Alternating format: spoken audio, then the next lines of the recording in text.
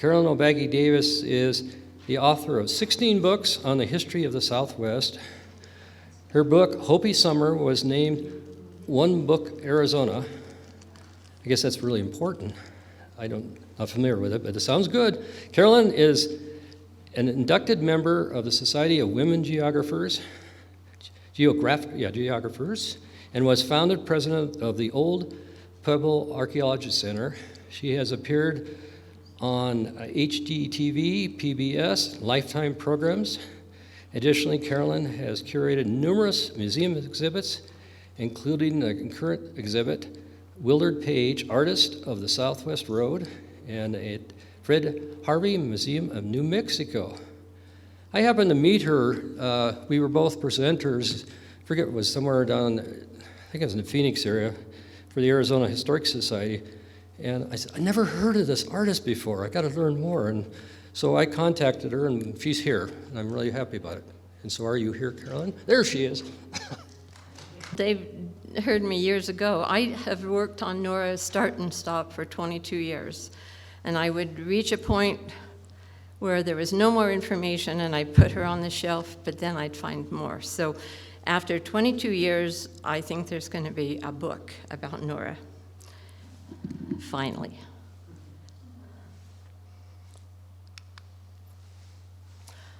Nora was born in 1889 in London. She was an artist, and she came from an artistic family. Her grandfather was a professional artist. Her father also was an artist. So she had a lot of support for her art education. The family lived in Blackheath, and then they moved into London. She lived in Chelsea, which Hazel Martin just told me was a very upscale neighborhood. I thought it might be because she had 3 live-in servants growing up. So to me, that's a pretty big deal. So she was an artist, and she dedicated her life to her artwork. When she was about 30 years old, she moved to a small village, Dorney, which is south of London, and just a tiny little spot that has grown. And this is the home she rented to have a studio and a place to live. She purchased another home that she spent 2 years remodeling, but this is where she was working, Shepherd's Close. Beautiful, beautiful building. There are hardly any photographs of Nora.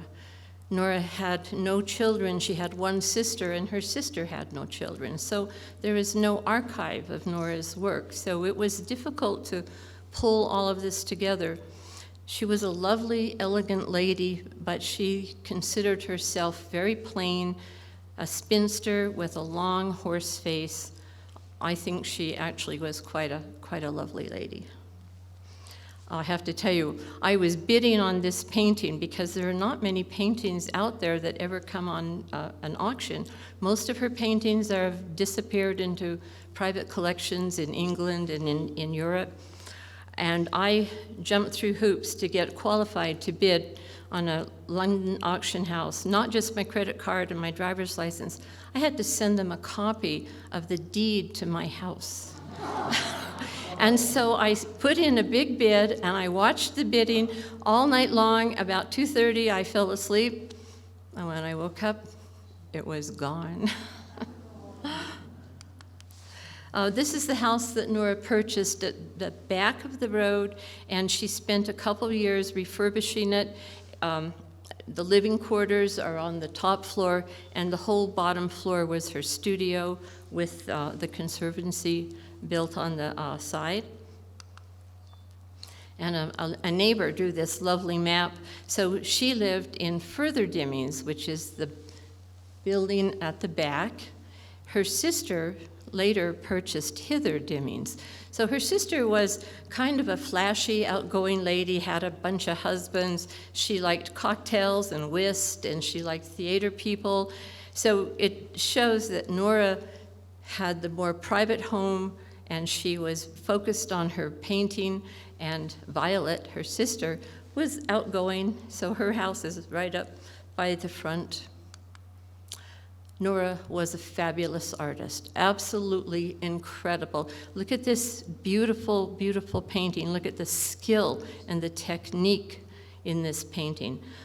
Most of these paintings are, we don't know where they are. They're in private collections somewhere. The quilt. This is a painting that I think was simply an art study that she did, but this lady's face is just quite lovely, delicate, and the delicate lace around her bodice and the beads. But I think this was a study. And another self-portrait. So we only have 1 or 2 photos of Nora, but the self-portraits do give us a glimpse of her countenance, what she looked like. But she doesn't face the viewer. She faces away because she was plain. She was really good friends with J.B. Priestley. J.B. Priestley in England, he was a rock star. He was a playwright, an author. He had a radio show. He was today's equivalent of Brad Pitt or Kanye West. I mean, everyone knew who J.B. Priestley was, and he was a lifelong friend of Nora's. He brought his family out to Arizona in the early 30s, and they stayed at the Remuda Ranch in Wickenburg. He hired a car, and then they would go to all of the places that were sightseeing places.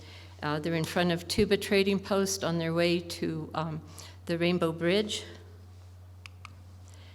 Definitely they rode the mules down to the bottom of the Grand Canyon. While J.B. was in Arizona, he wrote a book called Midnight on the Desert, which, is that the best title ever? And his description of the Grand Canyon in this book is one of the most often cited and repeated. So it was his influence, I'm sure, that inspired Nora to come to Arizona. She and her sister Violet and Violet's husband, Lord Thomas Charles Edward Eaton, they came here on this luxury liner, the Pentland, in 1934. Of course, they came to the Grand Canyon, and it was foggy. 2 days later, they decided they were going to leave because they couldn't see anything interesting, and they were told to go down to the Painted Desert. And at the Painted Desert at Cameron Trading Post, Hubert Richardson, the trader, said, if you want to see beautiful country, go to Marble Canyon, go see the Vermillion Cliffs. So they headed north on the Cinder Road, and they got up to Marble Canyon Lodge, which is sort of remote. It's out there. Buck Lowry built Marble Canyon Lodge. It was opened in 1929 when Navajo Bridge opened. Buck Lowry was a huge promoter of the area. He was sure if he built his lodge where at the terminus of the new bridge, that he was just going to have tourists and lots of traffic, and he was going to be very prosperous. So he was a promoter of this country. And I like this picture because you can see how enthusiastic Buck is, and that tourist is inching back away from the edge. He's not quite so enthusiastic. Here's a wonderful photo of the bridge partly completed. There's a neat story about Buck Lowry. Before the bridge was finished, before the floor was laid, Buck and his teenage daughter held hands and walked across on a little thin wooden plank.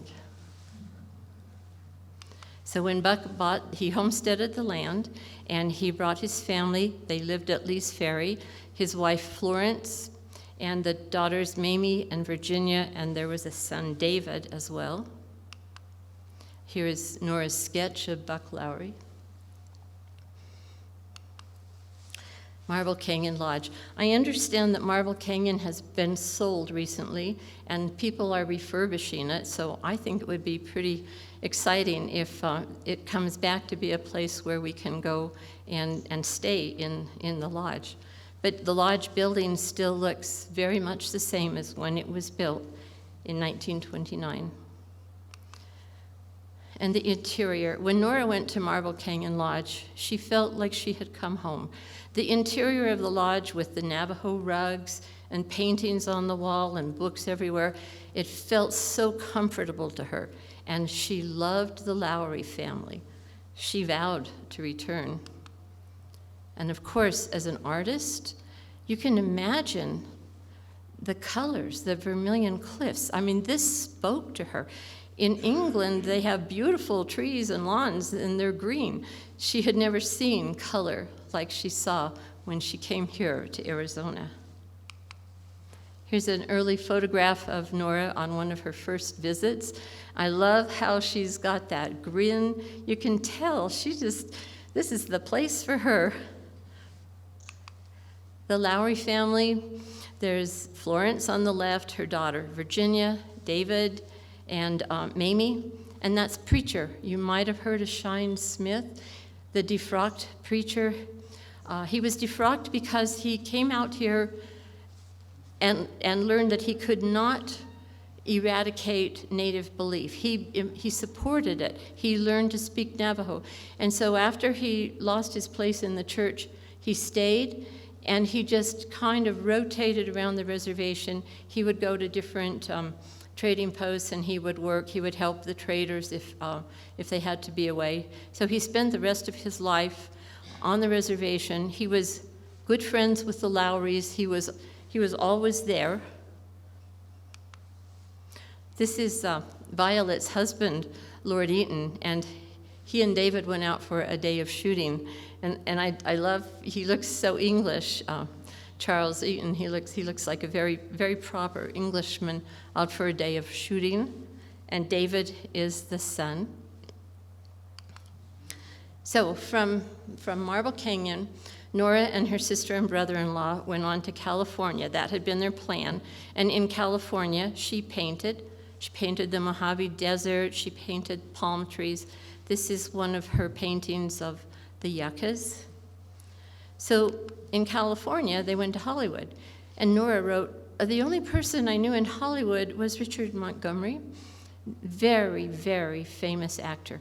I don't know how they ever met, but Nora knew a lot of famous people, like J.B. Priestley. So he gave them a private tour of the movie lot. And later on, during the war, he served in the Navy, but he and his family would send food packages to Nora because rationing was so very strict. So they remained friends, even long-distance friends, through the years. Robert Montgomery is Elizabeth Montgomery's father, Samantha in Bewitched. So Nora knew a lot of people. She painted portraits of a lot of famous people, Stuart Granger, the actor, Hugh Williams. Hugh Williams was a huge actor, and his wife, Margaret Viner. They were all in the society pages in England, and they were good friends. Nora painted Margaret's portrait. You can imagine what happened to Nora's painting when she came west and she saw the colors out here. Her painting changed. Her palette exploded. Everything was different out here. The huge skies, no more of those formal indoor portraits that are sort of dark. This is what happened when she came here and what she saw of the country. So she came back every year. In 1935, she sailed alone to New York City and purchased an automobile and drove across country. And she kept a wonderful travel journal that is so interesting. She loved the experiences. She stayed at auto courts. She ate in the little diners on the highway. And she'd sit on a stool with all the truckers, and they'd all talk. In England, I don't think that would have happened. I think people would be more separated. Like, you know, Nora here is from a very affluent status, and the servants don't talk to you. The work people don't talk to you. So in America, everybody talked to her. She loved meeting all the people. And so she drove cross country to Marble Canyon. That fall, when she was out at the lodge, David, the son, asked if she'd like to go on a deer hunt. It was a 17-day pack trip. Can you imagine how strenuous that would be? Here is this proper lady, and she was all up for it. She said, of course, she would go. And so And so she went out camping with David and the guide, and for 17 days, they were snowed on and rained on, and here she is sitting at a campfire sharing one tin cup of coffee, and she just loved it. This could be her life. She had such a time. She explored everywhere. She followed David. He would take her on rides, and she was halfway terrified most of the time. And she also wrote, she realized that when she had gone back to England, she signed up for horseback riding lessons. 6 one-hour lessons on a fat English pony did not prepare her for Western riding. Here is a picture of David leading Nora on one of those precipitous trails. My gosh, but she would have gone anywhere. She was all up for this life. And she fell in love with David, I think. He was a bit younger than her, but she loved him. He was so kind to her. He took her everywhere. He was so patient. When she would drive her car out and get stuck, every day she'd drive her car somewhere and paint, and sometimes she'd be stuck in the mud, and she'd have to hope that David would come searching for her, and he always did. Here is a picture of the successful deer hunt with the deer tied onto her car. She named her car Araminta. On the deer hunt, they captured a wild Mustang. So this is one of her paintings with a couple of the wild horses at Cathedral Rock. David took her to a Navajo ceremony, a fire dance, and they drove cross-country and spent the whole night sitting around a campfire with the cinders and the fire and the smoke and the dust. It was a time of her life. That winter, they had had Christmas dinner, and 2 robbers came to the gas station and robbed the gas station.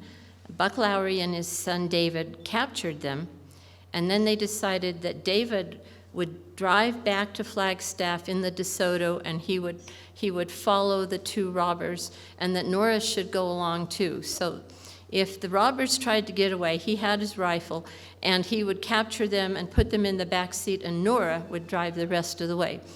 It was Christmas Eve, it was snowing, the road was just about impassable. And the poor bad guys were in this horrible old car with no windows, no roof, and the snow's falling on them. And she said, I think they were happy when they got to jail. And that night, they stayed in Flagstaff, and they had Christmas dinner in a diner. But Nora, she wrote, she was acting assistant deputy sheriff. Oh, that would not have happened back in England. Once again, another fabulous experience. This is David, who, as I said, was her hero. You know, she wouldn't have had these experiences. He took her to a 3-day rodeo in Phoenix. They went camping in the sandhills. They went up on top of the Vermillion Cliffs. So because of David, she saw country and she had experiences that she never would have been able to enjoy. So she wished to paint the local Navajo people, but they were rather reticent, and she was a bit reticent. So it was Preacher Shine who spoke to the Navajos and convinced several of them to pose for her. Here is her Navajo mother and child. This lady posed for her for several days, but then when her family decided to move, they all left. And when Nora went out to the camp, no one was there, so she got in her car and started driving around, and she found them all down by Cedar Ridge and finished her painting. Nora began doing a lot of sketches. She wanted to write a book, so she began making sketches to record, to hopefully put in a future book. This painting is one of only 3 paintings I've ever been able to locate in a museum. This one is down in Flagstaff. Marble Canyon is at the museum in Scottsdale. Is it the Museum of the Southwest? The Museum of the West? And there is one small head portrait in the Tate in London. Otherwise, her whole body of work has gone into private collections that we probably will never find. So I told you that Nora painted every day. So every day she got in her car and she drove somewhere. She usually would, if it was snowy, she'd drive as far as she could go on the highway until she was blocked by snow or snowdrifts, and she would paint. A lot of her work is watercolors, studies for when she went back to England.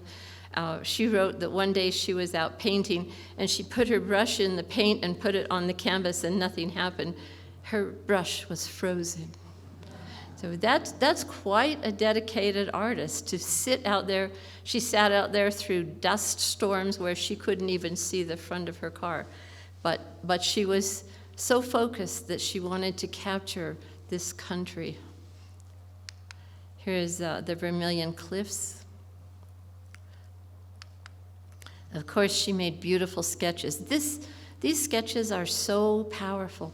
They're very simple, but they're definite, and the definite pen, the lines that make them just convey the power and the weight of the rocks and the cliffs.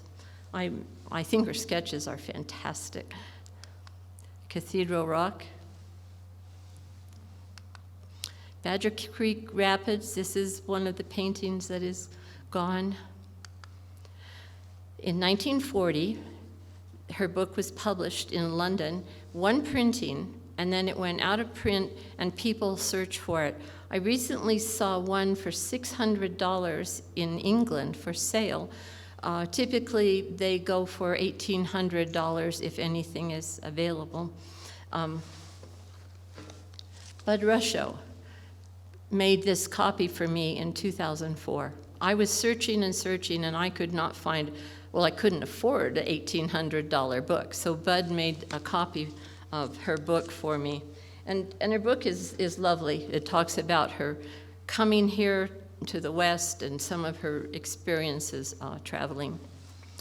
In 1937, the Lowrys lost Marble Canyon Trading Post.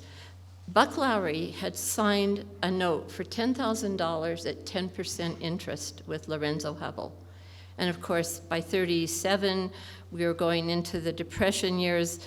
Hubble needed money. Buck Lowry had no money, and his 10% note had grown to $18,000. So Lorenzo called the note. The Lowrys had no hope of paying it, and they left Marble Canyon, and Nora followed them. She said, "I cannot stay here if the Lowrys are not here." But she came back later that year. She spent a lot of time on the East Coast. She had a gallery and friends in New York City, and she did come out on the Greyhound bus to Flagstaff to visit the Lowrys. She wrote to Florence Lowry quite faithfully for the next 10 years. This is a floral painting that she did, and it was interesting because I found a reference that she had sold a floral painting for 30 pounds. That would have been about $150, and that's substantial in 1938. And the painting is dated 1938. So of course Nora was going to come back, but the war intervened. And she would write to Florence, and she said, "There is no place I would rather be than in Arizona and Marble Canyon, but there is no way that I would leave my England." As soon as the war started, she volunteered herself and her car as a driver for Windsor Hospital, but then she became a driver for the air raid protection. And these were people that went through the streets in London, through the blackout, and they would gather up casualties and help people. And so she had a post where she would go and she would stay there for 11, 12 days, and she's always on duty. And then when the air raid sounded, she put her tin hat on and she would go out, and she was driving through those very dangerous streets, and bombs are dropping. I love this. So English now. Don't heckle me, Hazel. We had 3 bombs rather unpleasantly near my post. I know. Can you imagine hearing the bombs dropping all around you? But it was rather unpleasant, I'll say. Nora wrote to Florence for, as I said, all through the war. Her letters are just a treasure because they talk about her work with the ARP and all of the people she met. She talked a lot about rationing. You know, she could get about one egg a month and a tiny bit of cheese. Some food was plentiful, but England imported a lot of food, and so food was terribly, terribly rationed. And so she would write to Florence and tell her all these marvelous, marvelous things about living in London through those terrifying war years. And then, you know, in 1944, the Germans invented the buzz bombs, the doodle bugs, the rockets. They sent thousands of rockets over to London and to England, and those are the bombs that made a sound like bzzz, and then when it ran out of fuel, you'd hear the explosion. That was maybe more terrifying than the air raids when the bombers were flying over from Germany. Superintendent McGill was one of her co-workers at her post. When the war came, people sent their children out of London, and families with children left. And so the Dufton family rented Nora's sister's house, Violet. They rented her house and stayed there for several years. And Thelma was a teenager, an aspiring artist. And I have a website, and one day, about 4 years ago, I got an email from Thelma Dufton, who was almost 90 years old, and she said, "Dear Caroline, if I may, I knew Nora." And so we began this wonderful, wonderful correspondence, and she told me all about Dorney. She drew the map. She got Bill Dax, who lived in Dorney, to send information. It was just the most amazing, amazing thing to just kind of drop in my lap years after I created the website. And here is this lovely lady who is sharing all of this material because she knew Nora. I would never have learned all about this. These are portraits that Nora painted of Thelma and her siblings. Unfortunately, Thelma has since passed on. Portrait of David. She got the news that David had perished at sea. This is only a few weeks before the end of the war. And Nora was just so grieved that she would get this message that he did not survive after all those years. He was in the Navy. This is a painting that she had inscribed to David. This is Cathedral Rock, which I'm sure many of you know is right there by the turn to go to Lee's Ferry. Nora wanted to return to Arizona so badly, so she wrote to the Lowrys and asked if there was any way that they could help her make these arrangements. She could not bring money out of England, just a very, very little, even though she had the money. She could not bring the money out of England. So the Lowrys talked to Jim and Christina Clore. Jim Clore was the water master, the water gauger at the Colorado River, and they said that she could come out and she could rent one of the little stone miners' cottages at Lee's Ferry. This is another sketch. Aren't her sketches marvelous? Look at how she captures the water and those amazing, amazing cliffs. So Nora came out and she paid $1 a day mostly for food, and lived in this 1910 stone cabin. And Christina and Nora became good friends because there were no other ladies around, so Christina and Nora really hit it off. Nora went off painting every day, but some afternoons she and Christina would go on a hike. They had some great adventures. They about got drowned out one time when the river rose. They got lost many times, and Jim would have to come out and rescue them. But Nora, again, was having the time of her life. She was in the country that she loved, and she was happy as can be. Nora had certainly planned to return the next year. Unfortunately, she was diagnosed with cancer, so she had surgery in the spring, and she recuperated at J.B. Priestley's home on the Isle of Wight. Sadly, she passed away in August of that year, 1948. A wonderful exhibit was held at the Royal Society of British Artists Gallery. This was a major, major exhibit. 53 paintings, watercolors, drawings. This was quite a tribute to Nora. They borrowed paintings and gathered them up in a tribute to her.